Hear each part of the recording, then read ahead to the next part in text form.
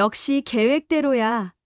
시어머님이 교육재단 하시는 거 보고 이 집안이라면 뭔가 될 것 같았거든. 위자료에 재산 분할까지 하면 한 30억은 것 같아. 저는 대구 수성구에서 교육재단을 운영하고 있는 67세 강순영입니다. 15년 전 30년간의 교직 생활을 마무리하고 은퇴를 할 때쯤 많은 고민이 있었습니다. 그저 편하게 여가 생활을 즐기며 살 수도 있었지만 교육에 대한 열정을 쉽게 접을 수가 없었습니다. 그래서 결심했습니다. 제가 가진 모든 퇴직금과 적금을 털어 교육재단을 설립하기로 말입니다. 주변에서는 말렸습니다. 그 나이에 무슨 사업이냐며 실패하면 노후가 걱정된다며 반대했습니다. 하지만 저는 제 신념을 믿었습니다. 교직 생활을 하면서 제가 늘 안타까웠던 것은 실력은 있지만 형편이 어려워 제대로 된 교육을 받지 못하는 학생들이었습니다. 그래서 저는 장학재단을 중심으로 한 교육재단을 세우기로 했습니다. 처음에는 정말 힘들었습니다. 작은 사무실 하나로 시작해서 지역 기업들을 찾아다니며 후원을 요청했고 퇴직한 교사 동료들을 설득해 멘토링 프로그램도 만들었습니다. 매일 밤늦게까지 서류 작업을 하고 주말에는 각종 교육 박람회를 찾아다니며 네트워크를 쌓았습니다. 그렇게 3년이 지나자 조금씩 성과가 나타나기 시작했습니다. 저희 재단의 장학생들이 좋은 성적을 내기 시작했고 지역 언론에서도 관심을 가져주었습니다. 큰 기업들의 후원도 이어졌고 재단의 규모는 점점 커져갔습니다. 5년 차가 되던 해에는 대구시 교육감상을 받았고 7년 차에는 교육부 장관상도 받았습니다. 13년이 지난 지금 저희 재단은 연간 100명이 넘는 학생들에게 장학금을 지원하고 있고 20개가 넘는 지역 기업들과 파트너십을 맺고 있습니다. 수익 구조도 안정적이었습니다. 후원금은 물론이고 교육 컨설팅과 프로그램 개발로 얻는 수익도 꾸준했습니다. 덕분에 저는 개인적으로도 여유로운 생활을 할 수 있게 되었습니다. 수성구에 있는 고급 아파트에서 살면서 취미로 시작한 골프도 즐기고 친구들과 여행도 다닐 수 있게 되었습니다. 하지만 제가 가장 자부심을 느끼는 것은 돈이 아닙니다. 저희 재단의 도움을 받아 좋은 대학에 진학하고 훌륭한 직장을 갖게 된 제자들이 찾아와 감사하다고 할 때가 가장 보람됩니다. 그들이 이제는 후원자가 되어 다른 학생들을 돕는 모습을 볼 때면 제가 올바른 선택을 했다는 확신이 듭니다. 제 며느리 오민주는 13년 전 아들과 결혼하면서 우리 가족이 되었습니다. 처음에는 대학에서 영어 교육을 전공하고 중학교 교사로 일하고 있다는 점이 마음에 들었습니다. 교육자의 길을 걸어온 저로서는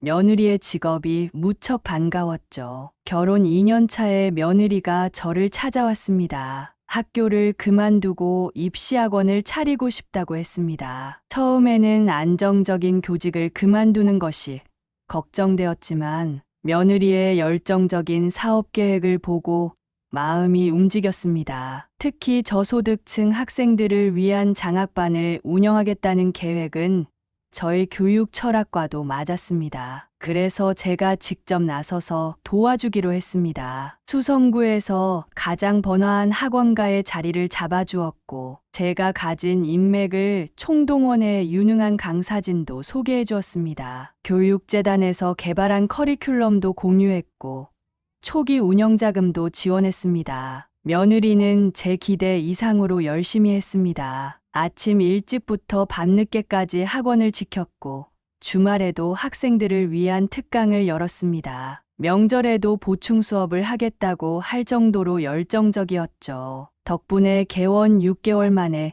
입소문이 나기 시작했고 1년도 안 되어 수성구에서 손꼽히는 학원으로 자리 잡았습니다. 특히 인상 깊었던 것은 장학반 운영이었습니다. 며느리는 약속대로 성적은 우수하지만 형편이 어려운 학생들을 위한 장학반을 만들었고 이들을 위해 더 많은 시간을 투자했습니다. 이 학생들 중 여럿이 서울의 명문대에 합격하면서 학원의 명성은 더욱 높아졌습니다. 사업 수완도 대단했습니다. 코로나 시기에는 발빠르게 온라인 강의 시스템을 구축했고, 방학 특강 때는 타 지역 학생들을 위한 기숙 프로그램도 운영했습니다. 3년이 지난 지금 분원까지 2개를 낼 정도로 사업을 확장했습니다. 며느리의 성공은 우리 가족에게도 자부심이 되었습니다. 아들은 대학에서 연구에만 전념할 수 있게 되었고, 손주 민지는 며느리가 운영하는 학원에서 공부하며 실력을 쌓아갔습니다. 저는 며느리를 주변 사람들에게 자랑하기를 즐겼고, 며느리는 항상 저의 도움이 있었기에 가능했다며 감사했습니다. 하지만 지금 생각해보면 그때 며느리의 감사 인사가 너무 과했던 것 같습니다. 제가 조금만 더 의심했더라면 뒤에 벌어질 일들을 미리 알아챌 수 있었을지도 모릅니다. 하지만 그때 저는 며느리의 겸손한 태도와 성실함만을 보았고 그저 자랑스러웠을 뿐입니다. 지난달 손주 민지가 전국 중학생 영어 경시대회에서 대상을 받았던 날의 일을 잊을 수가 없습니다. 아침부터 대회장인 서울로 올라가는 며느리와 민지를 배웅하면서도 큰 기대는 하지 않았습니다. 전국에서 모인 3,000명의 참가자들 중에서 대상은 단 1명뿐이었으니까요. 하지만 오후 5시 며느리에게서 전화가 왔습니다. 떨리는 목소리로 민지가 대상을 받았다는 소식을 전해주었습니다. 저는 그 자리에서 눈물이 날 것만 같았습니다. 30년 교직 생활을 하면서 수많은 학생들을 가르쳤지만 손주의 수상 소식은 그 무엇과도 비교할 수 없는 기쁨이었습니다. 집으로 돌아온 민지는 트로피를 들고 환하게 웃었습니다. 대회 현장에서 찍은 사진을 보여주며 자신의 발표 순간을 생생하게 설명해 주었죠. 특히 마지막 즉흥 스피치 시간에 할머니가 항상 해주시던 말씀, 교육의 힘을 믿는다는 문장으로 스피치를 마무리했다는 이야기를 들었을 때는 가슴이 뭉클했습니다. 시상식 다음 날 지역 신문사에서 취재를 왔습니다. 기자는 교육재단 이사장의 손녀가 이런 성과를 거둔 것에 대해 관심이 많았습니다. 민지는 인터뷰에서 당당하게 자신의 꿈에 대해 이야기했습니다. 할머니처럼 교육자가 되어 어려운 학생들을 돕고 싶다는 말에 저는 또다시 눈시울이 붉어졌습니다. 대회 수상 소식은 빠르게 퍼졌습니다. 교육재단의 후원 기업들과 지역 교육계 인사들이 축하 인사를 보내왔고 며느리가 운영하는 학원에는 문의 전화가 폭주했다고 합니다. 민지의 수상이 우리 가족 모두에게 자부심이 되었습니다. 특히 며느리는 민지의 수상을 자신의 교육 철학이 옳았다는 증거라며 기뻐했습니다. 며느리 말로는 민지가 매일 아침 6시에 일어나 영어 공부를 하고 주말에도 쉬지 않고 학습했다고 합니다. 그 모습을 보며 다른 학생들도 더 열심히 하게 되었다고 했죠. 아들도 무척 자랑스러워했습니다. 대학에서 강의하느라 바빴지만 일부러 시간을 내서 민지를 위한 축하 파티를 준비했습니다. 저는 그날 처음으로 우리 가족이 이렇게 완벽한 모습이구나 하는 생각이 들었습니다. 하지만 그때는 몰랐습니다. 이 수상이 며느리에게 또 다른 야망을 키우는 계기가 되리라는 것을. 민지의 우수한 성적이 며느리의 진정성을 입증하는 것 같아 보였고, 그래서 제가 며느리를 더욱 신뢰하게 만들었습니다. 그것이 제가 큰 결심을 하게 된 이유가 되었다는 것을 그때는 전혀 알지 못했습니다. 며느리를 향한 제 신뢰는 날이 갈수록 커져갔습니다. 학원 운영은 날로 번창했고, 더욱이 며느리는 제가 운영하는 교육재단의 일까지 돕겠다고 나섰습니다. 주말마다 재단의 장학생 멘토링 프로그램에 참여했고, 방학 때면 재단에서 주최하는 캠프의 강사로도 활동했습니다. 특히 인상 깊었던 것은 며느리가 보여준 헌신적인 모습이었습니다. 자신의 학원생 중 형편이 어려운 학생이 있으면 저에게 먼저 연락해 장학생으로 추천했고, 그 학생들을 위해 따로 시간을 내어 무료로 지도했습니다. 입시 시즌이 되면 밤늦게까지 학생들의 자기소개서를 봐주고 면접 지도도 해주었죠. 명절 때면 시부모인 저희 부부를 극진히 모셨습니다. 바쁜 와중에도 직접 음식을 장만하고 선물도 정성껏 준비했습니다. 특히 제가 좋아하는 홍삼을 매달 빠짐없이 사다 주었고 제 건강을 누구보다 걱정해 주었습니다. 주변 친구들은 이런 며느리를 두다니 복이 많다며 부러워했습니다. 교육에 대한 며느리의 열정은 대단했습니다. 새로운 교육 트렌드를 연구하기 위해 해외 연수도 다녀왔고 교육 관련 세미나가 있으면 전국 어디든 찾아다녔습니다. 그런 노력 덕분인지 며느리의 학원은 대구에서 가장 성공한 입시학원으로 자리 잡았고 전국적으로도 이름이 알려지기 시작했습니다. 손주 민지의 교육에도 누구보다 열심이었습니다. 아침 저녁으로 민지의 학습을 관리하고 진로 상담도 꾸준히 해주었습니다. 그 결과 민지는 전국 단위 대회에서 연이어 수상하며 중학생 중에서도 두각을 나타내기 시작했습니다. 이런 며느리의 모습을 보며 저는 깊은 감동을 받았습니다. 단순히 사업적 성공을 넘어 진정한 교육자로서의 면모를 보여주었기 때문입니다. 제가 평생 추구해온 교육 철학을 며느리가 이어받아 더 발전시키고 있다고 생각하니 더없이 뿌듯했습니다. 그러던 어느 날 며느리가 조심스럽게 제 의견을 물어왔습니다. 학원을 더 확장하고 싶은데 현재 건물로는 한계가 있다는 것이었습니다. 더 큰 규모의 프리미엄 입시학원을 만들어 전국 단위의 교육기관으로 성장시키고 싶다고 했습니다. 그 말을 들으며 저는 며느리의 앞날이 더욱 빛나 보였습니다. 교육 사업가로서의 안목과 포부,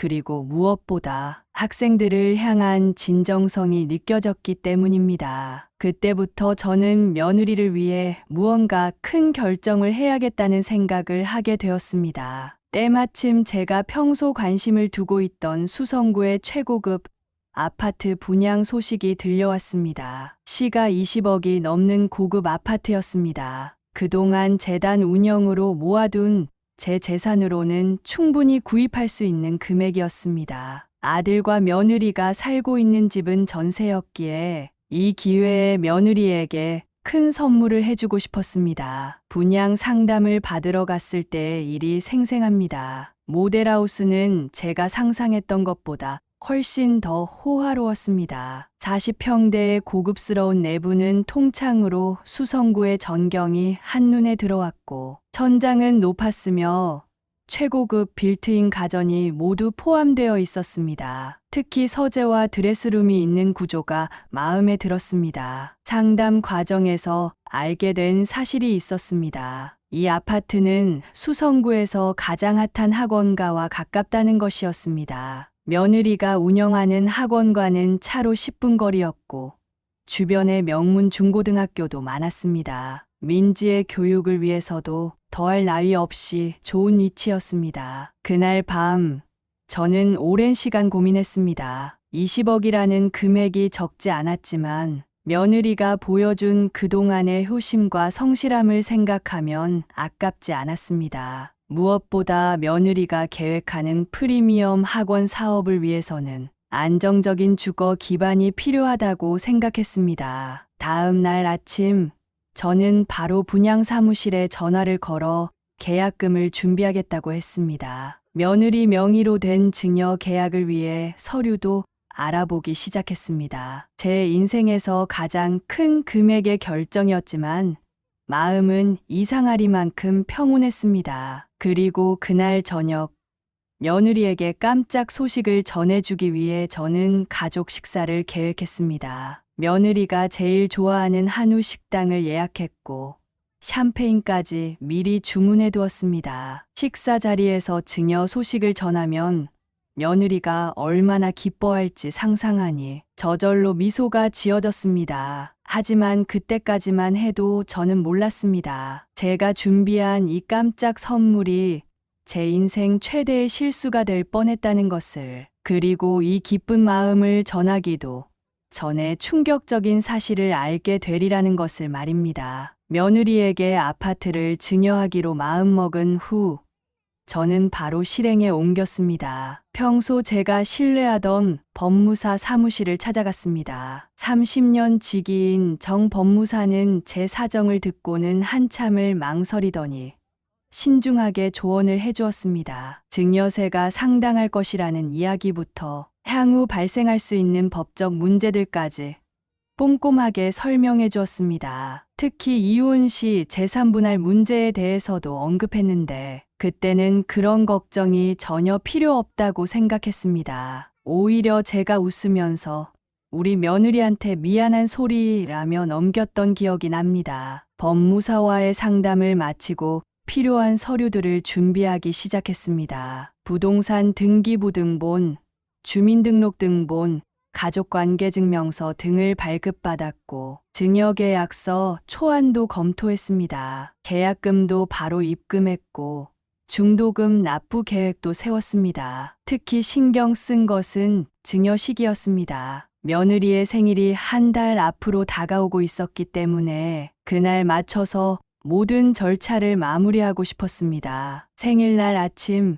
며느리에게 증여계약서를 건네며 깜짝 선물을 해주고 싶었습니다. 계약 날짜는 다음 주 월요일로 잡았습니다. 아들과 며느리의 도장도 필요했기에 주말에 가족들이 모두 모일 수 있는 시간을 고려했습니다. 법무사 사무실에서는 이미 모든 서류를 준비해 두었고 저는 건네줄 계약금도 통장에 준비해 두었습니다. 그리고 마지막으로 분양 사무실을 한 번 더 방문했습니다. 인테리어 상담을 받으며 며느리가 좋아할 만한 스타일을 미리 체크해 두었습니다. 가구나 가전제품의 색상까지 꼼꼼하게 확인했고 거실 창가에 놓을 피아노 자리도 점 찍어 두었습니다. 하지만 그날 저녁 제 오랜 친구 한 명이 급하게 저를 찾아왔습니다. 무슨 일이냐고 물었지만 앉아서 이야기를 하자며 심각한 표정을 지었습니다. 그리고 그때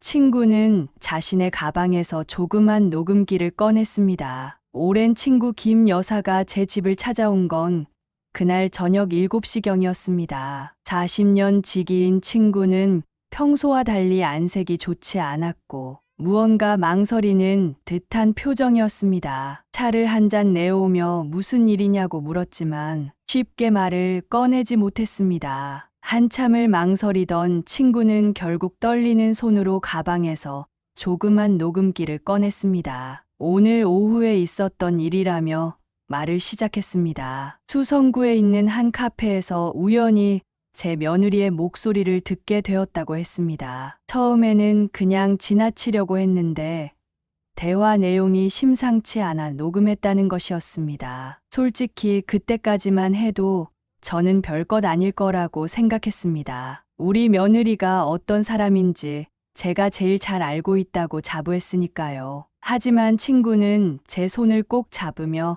녹음을 들어보라고 했습니다. 친구의 표정이 너무 진지해서 저는 마지못해 녹음기의 재생 버튼을 눌렀습니다. 처음 들린 것은 카페의 잔잔한 배경음악이었습니다. 그리고 이내 제 며느리의 목소리가 또렷하게 들려왔습니다. 누군가와 통화를 하는 중이었던 것 같았습니다. 처음에는 일상적인 대화였습니다. 하지만 점점 대화의 내용이 심상치 않아졌습니다. 그래. 이제 거의 다 된 것 같아. 시어머님이 완전히 넘어오셨어. 이번에 20억 아파트를 내 앞으로 사주신대. 그동안 고생 많았지? 제 심장이 덜컥 내려앉는 것 같았습니다. 하지만 이어지는 대화는 더 충격적이었습니다. 난 처음부터 계획이 있었어. 시어머님이 교육재단 하시는 거 보고 이 집안이라면 뭔가 될 것 같았거든. 처음에는 좀 힘들었지. 아침부터 저녁까지 학원에서 죽어라 일하고 시부모님 앞에서는 항상 웃는 얼굴로 있어야 했으니까. 손이 떨려왔습니다. 며느리의 목소리는 계속되었습니다. 이제 아파트만 내 앞으로 들어오면 끝이야. 그 다음에는 이혼하면 되지. 위자료에 재산분할까지 하면 한 30억은 될 것 같아. 여기에 학원까지 있으니까 나 혼자 살아가는 데는 전혀 문제 없어. 녹음이 끝나고 방 안에는 무거운 정적만이 흘렀습니다. 친구는 말없이 제 어깨를 두드렸고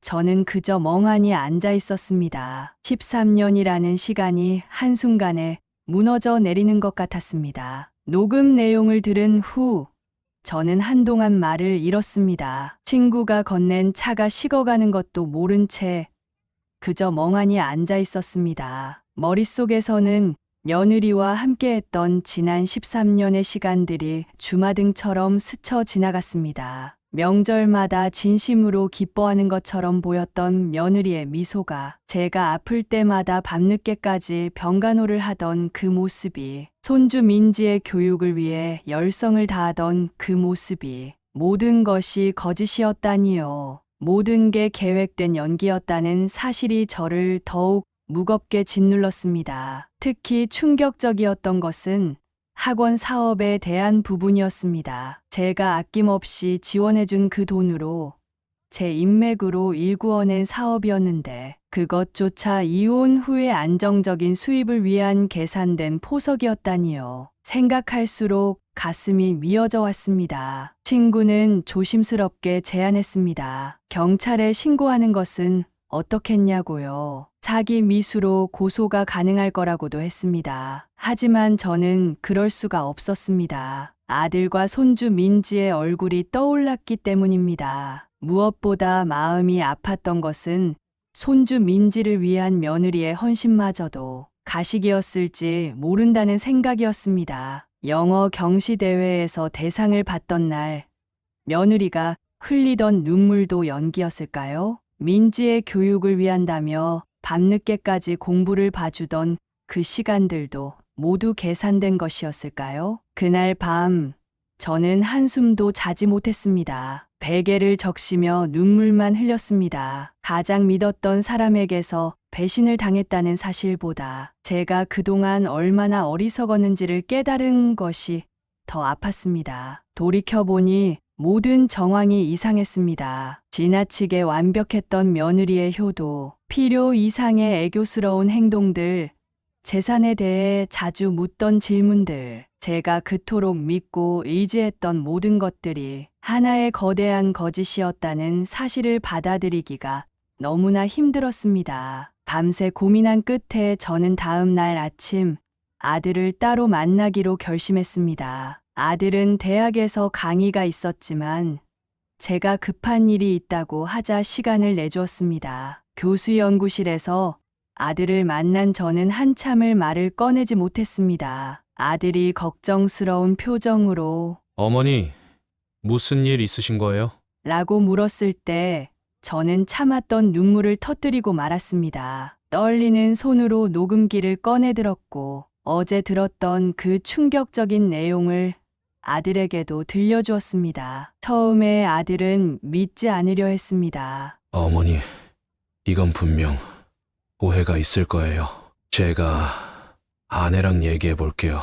라고 했습니다. 하지만 아들의 얼굴이 창백하게 변해갔습니다. 특히 이혼을 계획하고 있다는 부분에서는 아들이 의자에 털썩 주저앉고 말았습니다. 아들은 한동안 아무 말도 하지 못했습니다. 그저 멍하니 창밖만 바라보더니 갑자기 책상을 3개 내리쳤습니다. 이럴 수가. 저는 정말 몰랐어요.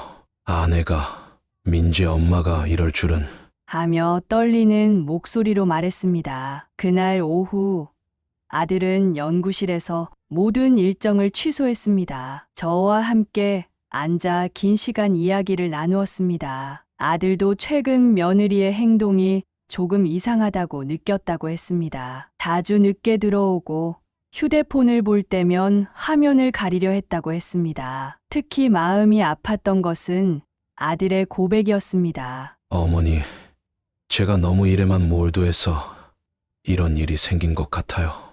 제가 잘못했습니다. 하며 오열하는 아들을 보며 저는 더욱 마음이 아팠습니다. 하지만 가장 걱정되는 것은 민지였습니다. 이제 겨우 중학생인 민지가 부모의 이혼 문제를 어떻게 받아들일지 생각만 해도 가슴이 미어졌습니다. 아들도 같은 생각이었는지 어머니, 민지만큼은 지켜야 해요. 라고 말했습니다. 결국 저와 아들은 이 문제를 다른 방식으로 해결하기로 했습니다. 법적 대응보다는 가족회의를 통해 며느리의 진심을 확인하고 대화로 풀어보기로 했습니다. 아무리 화가 나고 배신감이 들어도 가족의 해체만큼은 막아야 한다는데 의견을 모았습니다. 아들과 상의 끝에 그날 저녁 8시에 제 집에서 만나기로 했습니다. 아들이 며느리에게 어머님께서 중요한 가족회의를 하자고 하셨어. 라고 전했다고 합니다. 며느리는 별다른 의심 없이 승낙했다고 했습니다. 아마도 제가 아파트 증여 이야기를 꺼낼 거라고 예상했던 것 같았습니다. 저는 오후 내내 집에서 준비를 했습니다. 평소 같았으면 며느리가 좋아하는 음식을 준비하고 꽃병에 꽃도 꽂아두었겠지만 이번에는 그러고 싶지 않았습니다. 그저 녹음기와 관련 서류들을 챙기며 마음을 다잡았습니다. 특히 신경 쓴 것은 증거 정리였습니다. 그동안 제가 며느리를 위해 했던 모든 금전적 지원 내역을 정리했습니다. 학원 초기 투자금부터 시작해서 매달 지원했던 운영비, 강사 소개비, 그리고 최근의 아파트 계약금까지 금액을 모두 더해보니 제 눈앞이 캄캄해졌습니다. 오후 7시 50분 현관벨이 울렸습니다. 아들과 며느리가 함께 들어왔습니다. 며느리는 평소와 다름없이 환한 미소를 지으며 들어왔고 어머님, 무슨 일이신가요? 너무 갑작스럽게 부르셔서 걱정됐어요. 라며 애교 섞인 목소리로 말했습니다. 그 순간 저는 참을 수가 없었습니다. 13년 동안 저를 속여온 그 미소가, 그 목소리가 너무나도 낯설게 느껴졌습니다. 하지만 저는 최대한 감정을 누르고 침착하게 거실 소파에 앉았습니다. 식탁 위에는 제가 준비한 서류들이 가지런히 놓여 있었습니다. 며느리는 그 서류들을 힐끗 보더니 표정이 살짝 굳어졌습니다. 아마도 예상했던 아파트 증여 계약서가 아닌 다른 서류들이 있는 것을 보고 의아했던 것 같습니다. 침묵 속에서 저는 조용히 녹음기를 꺼냈습니다. 그리고 아들을 바라보았고 아들은 고개를 끄덕였습니다. 이제 모든 것을 밝힐 시간이었습니다. 제가 재생 버튼을 누르자 카페의 배경음악과 함께 며느리의 목소리가 흘러나왔습니다. 녹음 내용이 나오는 동안 며느리의 표정은 계속해서 변해갔습니다. 처음에는 부인하려는 듯 고개를 절레절레 흔들더니 점점 고개를 숙이기 시작했습니다. 마지막 부분, 이혼 계획을 말하는 부분에서는 결국 어깨를 떨기 시작했습니다. 녹음이 끝나고 한동안 거실에는 무거운 침묵만이 흘렀습니다. 아들은 분노를 참지 못하고 벌떡 일어나 창가로 걸어갔고 저는 그저 며느리를 바라보며 한숨만 내쉬었습니다. 마침내 며느리가 입을 열었습니다. 처음에는 변명하려 했습니다. 어머님, 이건 오해예요. 그냥 친구랑 농담처럼 한 이야기일 뿐이에요. 하지만 제가 그동안 정리해둔 증거들을 하나씩 꺼내놓자 더 이상 변명할 수 없게 되었습니다. 결국 며느리는 모든 것을 실토하기 시작했습니다. 처음 저희 아들을 만났을 때부터 계획적으로 접근했다는 것, 교육자의 이미지를 일부러 만들어 왔다는 것,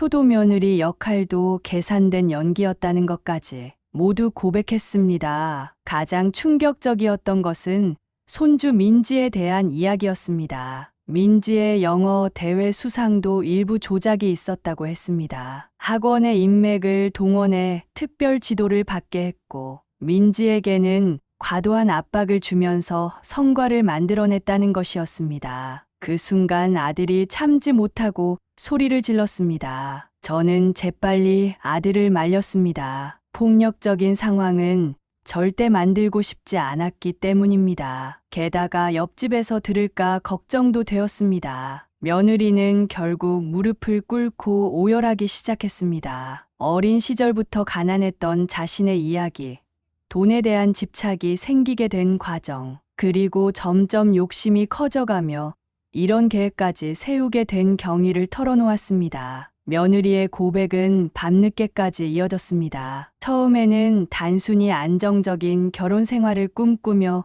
시작된 일이었다고 했습니다. 하지만 점점 더 큰 욕심이 생겼고 돈의 유혹을 이기지 못했다고 했습니다. 사실 교육에 대한 열정만큼은 진심이었다고 합니다. 학원을 운영하면서 학생들을 가르치는 일에 보람을 느꼈고 특히 형편이 어려운 학생들을 돕는 것이 의미 있었다고 했습니다. 제가 운영하는 교육재단의 철학에 감명을 받은 것도 사실이라고 했습니다. 하지만 욕심이 점점 커져갔다고 합니다. 주변의 사치스러운 친구들을 만나면서 허영심이 생겼고 더 많은 것을 가지고 싶다는 생각이 들었다고 했습니다. 특히 친구의 소개로 만난 이혼 전문 변호사의 말에 현혹되었다고 했습니다. 그 변호사는 며느리에게 구체적인 재산 분할 계획을 제시했다고 합니다. 20억 아파트를 증여받은 후 이혼하면 위자료와 재산 분할까지 합쳐 30억 이상을 받을 수 있다고 했답니다. 완벽한 법적 조언까지 해주며 이런 계획을 부추겼다고 합니다. 며느리는 울면서 고백했습니다. 처음에는 그저 농담처럼 시작된 대화였는데 점점 현실화되기 시작했다고 했습니다. 재산 분할에 대한 달콤한 제안이 너무 매력적이었고 자신도 모르게 욕심의 구렁텅이에 빠져들었다고 했습니다. 아들을 보는 며느리의 눈빛에도 진심이 묻어 있었습니다. 남편의 성실함과 순수함을 알기에 더욱 죄책감이 들었다고 했습니다. 하지만 이미 마음속에 욕심이 자리 잡아 빠져나올 수가 없었다고 했습니다. 그렇게 며느리의 고백은 새벽 1시가 넘어서까지 계속되었습니다. 진심 어린 참회였는지 아니면 또 다른 연기였는지 저는 그때까지도 확신할 수 없었습니다. 며느리의 고백을 들은 후 저는 깊은 한숨을 내쉬었습니다. 분명 용서하기 힘든 배신이었지만 한편으로는 며느리의 진심 어린 참회가 마음에 와닿았습니다. 특히 민지를 생각하면 이 문제를 함부로 다룰 수 없다는 생각이 들었습니다. 아들은 여전히 분노를 감추지 못했습니다. 13년이라는 결혼 생활이 거짓이었다는 사실을 받아들이기 힘들어했습니다. 하지만 저는 조용히 아들의 어깨에 손을 얹었습니다. 준혁아, 우리 민지를 생각해보자. 이 한마디에 아들의 어깨가 축 처졌습니다. 저는 며느리를 바라보며 천천히 말을 이어갔습니다. 민주야, 내가 저지른 일은 분명 잘못된 거야. 하지만 지금이라도 진심으로 뉘우친다면 다시 시작할 기회를 주고 싶구나. 단, 이번 한 번뿐이야. 며느리는 놀란 듯 고개를 들었습니다. 아마도 완전한 파멸을 예상했던 것 같았습니다. 저는 계속해서 말을 이었습니다. 널 완전히 믿지는 못하겠지만 민지를 위해서라도 우리 가족을 지키고 싶구나. 내가 진정으로 변화하고 싶다면 나는 그 과정을 지켜볼 용의가 있어. 물론 조건이 있었습니다. 먼저 그 변호사와의 모든 연락을 끊을 것, 지금까지의 모든 일을 문서로 작성할 것, 그리고 가족 상담을 받을 것을 요구했습니다. 며느리는 눈물을 흘리며 모든 것을 수락했습니다. 특히 제가 강조한 것은 민지에 대한 부분이었습니다. 앞으로는 민지에게 과도한 부담을 주지 마라. 공부도 중요하지만 아이의 행복이 더 중요하단다. 이 말에 며느리는 더욱 깊이 고개를 숙였습니다. 그날 밤 우리 가족은 새로운 시작을 위한 첫 발걸음을 내딛었습니다. 완전한 용서는 아직 이르지만 구원의 희망은 열어두기로 했습니다. 무엇보다 가족의 해체보다는 치유와 화해의 길을 선택하고 싶었습니다. 오늘 사연 어떠셨나요? 속마음 라디오를 찾아주시는 여러분께서 이 시어머니께 위로의 말씀을 댓글로 남겨주세요. 구독과 좋아요 버튼을 누르는 순간 모든 행운이 여러분께 찾아옵니다. 2025년 을사년 여러분의 가정에 건강과 행복이 가득하시길 바랍니다.